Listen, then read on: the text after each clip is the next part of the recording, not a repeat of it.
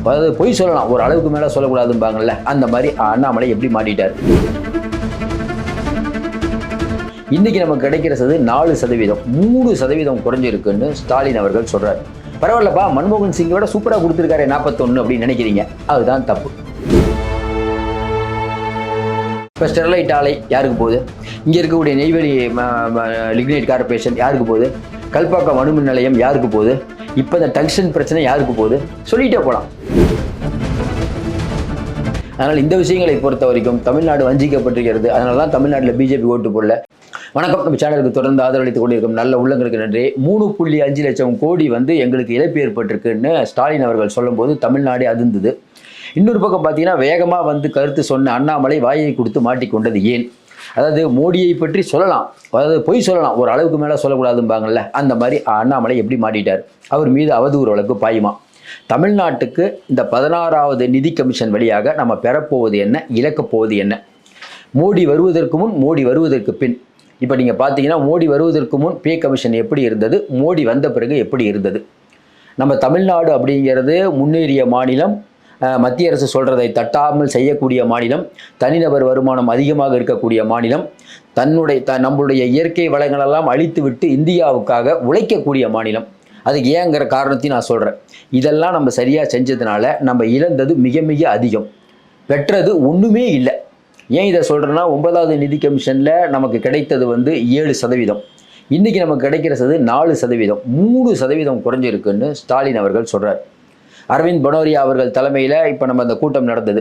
அதில் இன்றைக்கி திமுக நிறைய விஷயங்களை சொல்லியிருக்குது. ஸ்டாலின் அதை அவங்க என்ன சொல்கிறாங்கன்னா, மோடியால் அனுப்பப்பட்ட குழு இல்லைங்க, சூப்பராக தாங்க நீங்கள் பண்ணிகிட்டு இருக்கீங்க அப்படின்ட்டாங்க. ஆனால் என்ன அச்சம் அப்படின்னா, ஏற்கனவே பிடிஆர் சொன்ன ஒரு டேட்டா, தங்கம் தென்னரசு சொல்கிற டேட்டா, இந்த ரெண்டையும் வச்சு பார்க்கும்போது தமிழ்நாட்டுக்கு இப்போவும் மோடி ஒரு பெரிய நாமத்தை தான் போட போகிறாரு அப்படிங்கிறது நல்லாவே தெரியுது. என்ன நடந்தது அப்படிங்கிறத பார்க்க போகிறோம். ஒரே ஒரு விஷயங்க, இந்த புள்ளி வரம் எழுதி வச்சுட்டு பேசுகிறது, இதெல்லாம் பேசணும்னா கொஞ்சம் ஃப்ளோ கம்மியாகுது. அதனால் நம்ம ஸ்ட்ரைட்டாகவே நான் பேசுகிறேன். எந்த அளவுக்கு எனக்கு ஞாபகம் இருக்குதோ அந்த அளவுக்கு பேசுகிறேன். ஒன்று தாங்க, உங்களுக்கு தெரியும் தமிழ்நாட்டில் இப்போ 16வது நிதி கமிஷன் வந்துருச்சுங்க.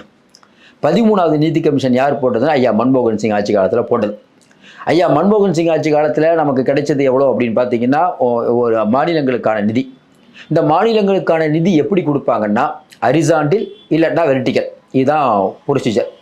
சரி, ஹரிசால்டிக்கல்லாம் என்ன, வெர்டிக்கல்லாம் என்ன அப்படின்னு பார்த்தீங்கன்னா, இப்போ நம்ம ஒன்றிய அரசுக்கு பணம் போகுது. அந்த ஒன்றிய அரசுக்கு பணம் போகிறதுல மாநிலங்களுக்கு எவ்வளோ கொடுக்கணும் அப்படிங்கிறது ஹரிசாண்டல். வெர்டிக்கல்னால் என்ன பண்ணுன்னா, மாநிலங்களுக்கு கொடுக்கறது ரைட்டு, அதை ஒவ்வொரு மாநிலத்துக்கும் எப்படி பிரித்து கொடுக்கறது, அதுதான் வெர்டிக்கல். ஈஸியாக புரிஞ்சிருக்கும்னு நினைக்கிறேன். அப்போ கடைசியாக 13வது நிதிக்குழு போட்டாங்கல்ல ஐயா மன்மோகன் சிங், அப்போ நமக்கு கொடுத்தது 31% மாநிலங்களுக்கெல்லாம். இப்போ மோடி அவர்கள் அதாவது 2014 கொடுத்தது 41%. பரவாயில்லப்பா, மன்மோகன் சிங்கோட சூப்பராக கொடுத்துருக்காரு 41 அப்படின்னு நினைக்கிறீங்க, அதுதான் தப்பு. என்ன நடந்தது? ஐயா மன்மோகன் சிங் அவர்கள் என்ன பண்ணார்? 1971 மக்கள் தொகை அடிப்படையில் நமக்கு கொடுத்தாரு. ஆனால் ஐயா மோடி என்ன பண்ணிட்டாரு? 2011 மக்கள் தொகை அடிப்படையில் நமக்கு கொடுக்குறாரு. அப்போ ஐயா மன்மோகன் சிங் கொடுக்கும்போது 4.93, ஐயா மோடி கொடுக்கும்போது 4.02, 1% குறைவு. ரொம்ப கிளவராக மோடி இந்த வேலையை பார்க்குறாரு. என்ன கிளவரு? அதாவது நீங்கள் குடும்ப கட்டுப்பாடை நல்லா செயல்படுத்துனீங்க, அதுக்காக உங்களுக்கு கிடைக்கக்கூடிய தண்டனை. இப்போ இந்த பே கமிஷன் அப்படிங்கிற ஒன்றை மோடி எப்படி வளைச்சாருங்கிறது ஊருக்கே தெரியும். எப்படி வளைச்சாரு? பே கமிஷன் அப்படிங்கிற ஒன்று யார்? நம்ம ரெட்டி அவர்கள் தான் பே கமிஷன் 2014. அப்போ ரெட்டியை என்ன பண்ணுறாரு? ஐயா மோடி போய் பார்க்கணுங்கிறாரு. அப்படி பார்க்குறது புரோட்டோகால் இல்லை, ஆனால் பார்க்குறாரு. பார்த்துட்டு என்ன சொல்கிறாரு? ஓய்வி ரெட்டிகிட்ட, இப்போ மாநிலங்களுக்கு நீங்கள் நிதி கொடுக்குறீங்க, அதை என்ன பண்ணுங்க, 31% ஆக்கிருங்கிறார். இல்லைங்க, 41% நான் கொடுக்கணும்னு தான் நம்ம ரூல்ஸு அப்படிங்கிறார். இல்லை 31% ஆக்குனா கொஞ்சம் நல்லாயிருக்கும் அப்படிங்கிறார். உடனே அவர் என்ன பண்ணிட்டார்? ஓய்யா ரெட்டி கிளம்புறன்ட்டு கிளம்பிட்டார். இதை சொன்னது யாருன்னா சுப்பிரமணியம் யார்? பிரதமருக்குடைய பர்சனல் செக்ரட்டரியாக இருக்கக்கூடிய பிவிஆர் சுப்பிரமணியம் தான் சொல்கிறார்.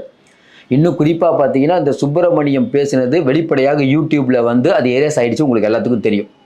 இப்படிப்பட்ட சூழ்நிலையில் 2014 வருஷம் வந்து மாநிலங்களுக்கு 41% கொடுக்கக்கூடிய கட்டாயத்துக்கு மோடி ஆயிட்டாரு. ஆனால் நம்ம அண்ணாமலை என்ன தெரியுமா சொல்றாரு, ஐயா மோடி வந்ததுக்கு அப்புறம் 41% கொடுத்ததா சொல்றாரு. கொடுக்க சொன்னது மோடி அல்ல, பே கமிஷன். இந்த பே கமிஷன்னா என்ன? 1951 உருவாக்கப்பட்டது பே கமிஷன். இந்த பே கமிஷன் ஒவ்வொரு 5 வருடங்களுக்கு ஒரு தடவை மாநிலங்களுக்கு எவ்வளோ கொடுக்கணும் அப்படிங்கிறத முடிவு செய்யக்கூடிய ஒரு அமைப்பு, இண்டிபெண்ட் அமைப்பு. இந்த பே கமிஷன் அப்படிங்கிறது கடந்த காலத்தில் பார்த்தீங்கன்னா மக்கள் தொகைக்கு ஏற்ப கொடுப்பாங்க. ஒன்று மக்கள் தொகைங்க, இன்னொன்று தனிநபர் வருமானம், இன்னொன்று வந்து டிசிப்ளின்பாங்க. அதாவது இந்த மாநிலம் ஒழுங்காக நம்ம கொடுத்த நிதியை எல்லாத்துக்கும் கொடுத்துருக்குதா, அது டிசிப்ளின். அப்புறம் வந்து வனம்னா என்னென்னா, இப்போ வந்து வனத்துறை, அதாவது நிறையா காடு மேடு இதெல்லாம் அதிகமாக இருந்ததுன்னா அவங்களுக்கு அதிக நிதி கொடுக்கப்படும். இதுதான் ப்ரொசீஜர். ஆனால் என்ன நடந்தது அப்படின்னு பார்த்தீங்கன்னா, தமிழ்நாட்டு நம்ம வந்து தனிநபர் வருமானம் ரொம்ப நம்ம அதிகமாகிடுச்சு. இப்போ கூட 2 நாளைக்கு முன்னாடி வந்த அறிக்கையில் கூட நம்ம 53% இருக்கும் இந்தியாவிலேயே, ரொம்ப அதிகமாக முன்னேறிய மாநிலமாக இருக்கும். அப்போ மாநிலங்களுக்கு எப்படி பிரித்து கொடுப்பாங்க? மக்கள் தொகை அடிப்படையில். மக்கள் தொகை நம்மளுக்கு கம்மியாகி போச்சு. அது இன்னும் குறிப்பாக பார்த்தீங்கன்னா 1971 கொடுத்த புள்ளி வரத்தின் அடிப்படையில் இல்லை மோடி கொடுக்கறது.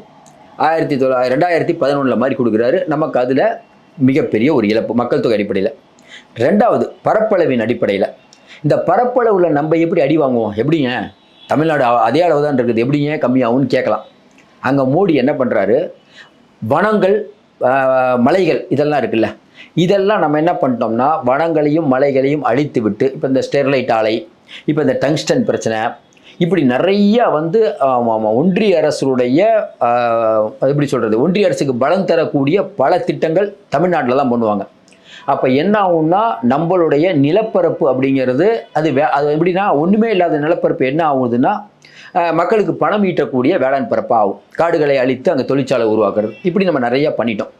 எதற்காக அப்படின்னா நம்ம சுற்றுச்சூழலை அழித்து கொண்டு இந்தியாவுக்கு நல்லது பண்ணணும். இப்போ ஸ்டெர்லைட் ஆலை யாருக்கு போகுது? இங்கே இருக்கக்கூடிய நெய்வேலி லிக்னைட் கார்பரேஷன் யாருக்கு போகுது? கல்பாக்கம் அணுமின் நிலையம் யாருக்கு போகுது? இப்போ இந்த டங்ஸ்டன் பிரச்சனை யாருக்கு போகுது? சொல்லிகிட்டே போகலாம். டங்ஸ்டன் அதிகமாக கிடைக்கக்கூடியது இந்தியாவிலேயே பார்த்தீங்கன்னா 2 இடம். ஒன்று பார்த்தீங்கன்னா கர்நாடகா 43% கொடுக்குது, அதுக்கடுத்து ராஜஸ்தான் 23% கிடைக்குது, அதுக்கப்புறம் பார்த்தீங்கன்னா நம்ம தெலுங்கானா ஆந்திரா 17% கிடைக்குது. இந்த 3 மாநிலத்தில் விட்டுட்டு இளிச்சவாய மாநிலம்னு நம்ம மாநிலத்தில் கொண்டு வந்து போடுறாங்களே, இதுதான் நம்ம பண்ணுறது. இப்போ என்ன நடக்குதுன்னா வளங்களை அழித்து விட்டு தொழிற்சாலைகளை பெருக்கணுமா, அதனால் இந்த வனப்பரப்பில் நம்ம குறைச்சிட்டோம். அதனால் நமக்கு கட்டு, மக்கள் தொகையில் கட்டு, வனப்பரப்பு நம்ம குறைச்சதுனால கட்டு. 3வது தனிநபர் வருமானம். இந்த தனிநபர் வருமானம் நிறைய தொழிற்சாலைகள்லாம் வந்துட்டோம். அப்போ தொழிற்சாலைகள் வரும்போது என்னன்னா தனிநபர் வருமானம் அப்படிங்கிறது வந்து நம்மகிட்ட அதிகமாகிடுச்சு. ஆனால் என்ன ஒரு இதுன்னா, இப்போ நம்ம தமிழ்நாட்டில் ஒருத்தர் வந்து ஒரு 15,000 ரூபா சம்பாதிக்கிறார்.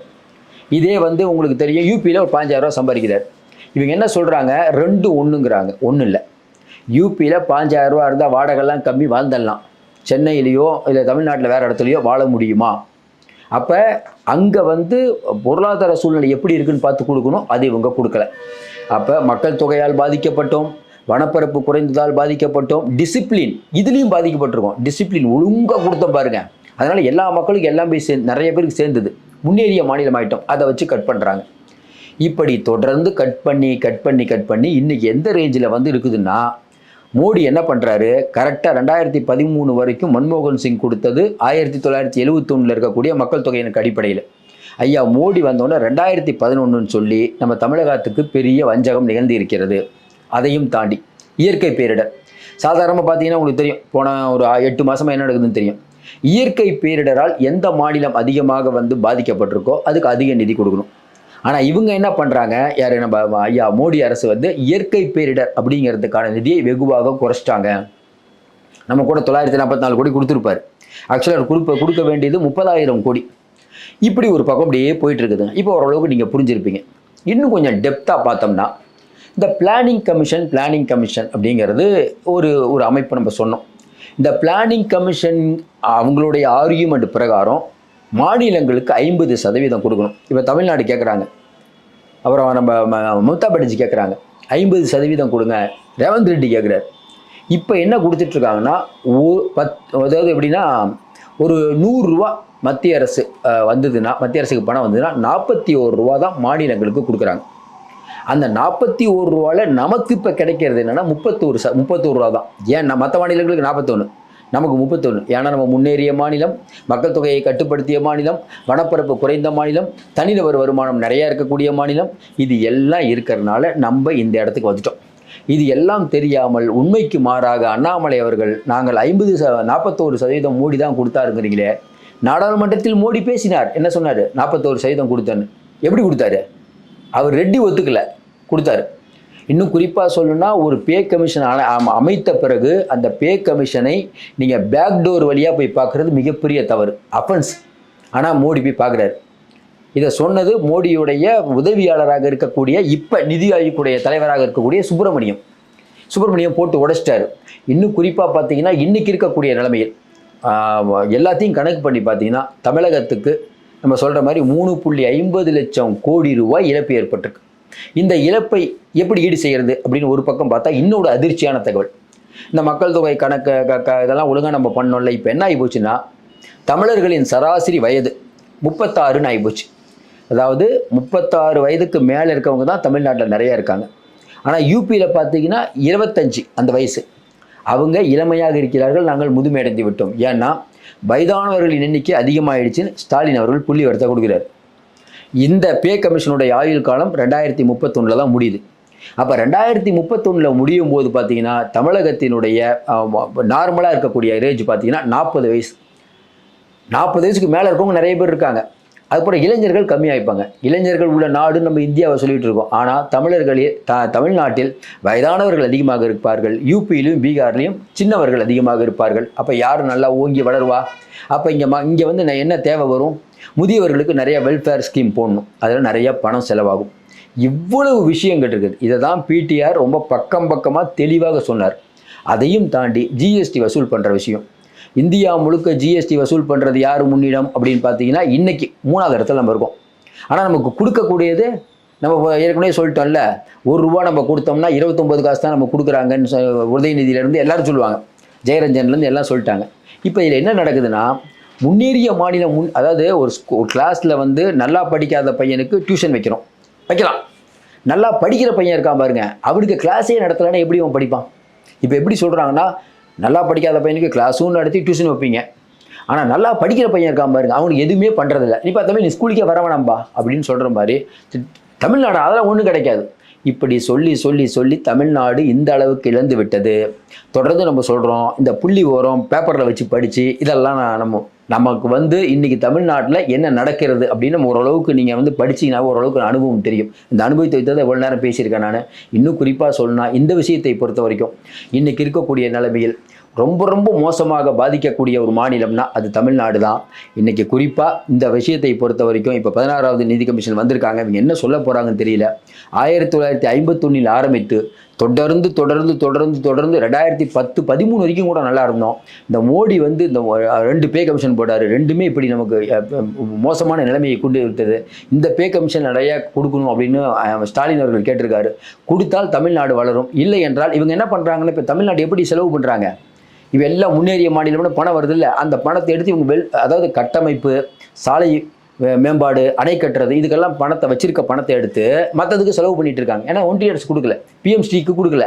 இப்போ என்னென்னா, இளங்கலை படிப்புகளுக்கு வந்து என்ட்ரன்ஸ் எக்ஸாம் வைக்கணுங்கிறாங்க. ஏற்கனவே வந்து 3வதுலேருந்து என்ட்ரன்ஸ் எக்ஸாம் வைக்கலாம், அது ஒரு பெரிய பஞ்சாயத்து. பிஎம்ஸ்டிக்கு ஃபண்டை கட் பண்ணிட்டாங்க, மெட்ரோவுக்கு நிதி தரல. இதில் இன்னொரு குறிப்பிட்ட விஷயம், மெட்ரோவுக்கு நிதி தரலன்னா இங்கே என்ன பண்ணார் தெரியுமா ஸ்டாலின்? நாங்களே மெட்ரோ நடத்துக்கிறோம். இவர் முதல்ல கொஞ்சம் பணம் கொடுத்துட்டு அந்த மெட்ரோவை வந்து நம்ம கண்ட்ரோலு. ஆனால் மோடி என்ன பண்ணார், கடைசியாக பணத்தை கொடுத்துட்டு அந்த லோனை நான் பார்த்துக்கிறேன், அந்த மெட்ரோவை நான் எடுத்துக்கிறேன்ட்டு. அப்போ நம்ம கொடுத்த வட்டிக்கான காசு என்னாச்சு? அதனால் இந்த விஷயங்களை பொறுத்த வரைக்கும் தமிழ்நாடு வஞ்சிக்கப்பட்டிருக்கிறது. அதனால தான் தமிழ்நாட்டில் பிஜேபி ஓட்டு போடல, இனியும் ஓட்டு போட மாட்டார்கள். நிலைமை தெரிஞ்சு இருக்கிற அந்த 10 ஓட்டும் பிஜேபியில் காலியாக போகுது.